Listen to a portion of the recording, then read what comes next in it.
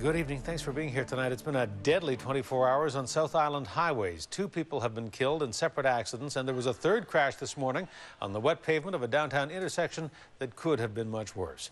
On the Pat Bay Highway this afternoon, a pedestrian was struck and killed, hit by a truck.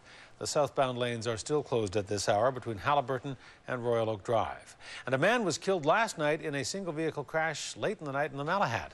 A-News reporter Astrid Brownschmidt has details.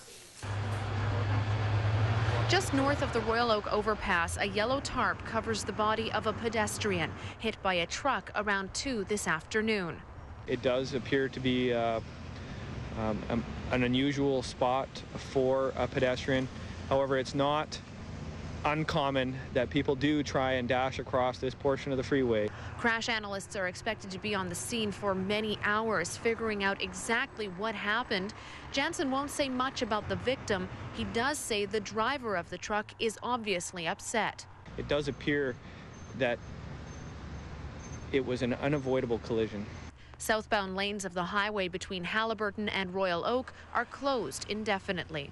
This is going to be a lengthy closure on the Pat Bay Highway, and we are coming near the end of the workday, so we would urge people to be patient and to seek alternative routes rather than the Pat Bay Highway. Police are warning drivers everywhere to watch their speed during the wet weather. Excessive speed is to blame for another fatal crash, this time on the Malahat. A 30-year-old Esquimalt man died last night when his 1990 Honda Civic, bought just hours earlier, smashed into a guardrail south of Aspen Road. The call first came in as a 2-car collision. From our investigation, we've had the fire department come out. We've had them do what's known as a thermal image camera sweep off the area. We've found no signs of any second vehicle, and we've also had a police dog come out and do a search down over the embankment area, and again, we've found no signs of a second vehicle. The driver was pronounced dead at the scene. A male passenger was taken to Victoria General Hospital with non-life-threatening injuries. Someone sitting at this bus stop is lucky to be alive after a 3-car collision at Pandora and Cook Streets sent this red pickup truck over the curb and into Wellburn's Food Market this morning. Police say the truck ran the red light, causing the crash.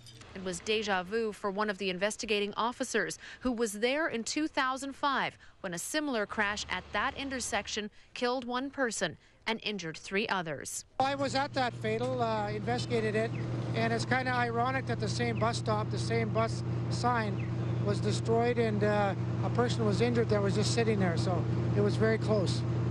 A woman driving one of the cars was taken to hospital, but police say there were no serious injuries. Tonight, they're asking all drivers to be careful, especially during the wet weather.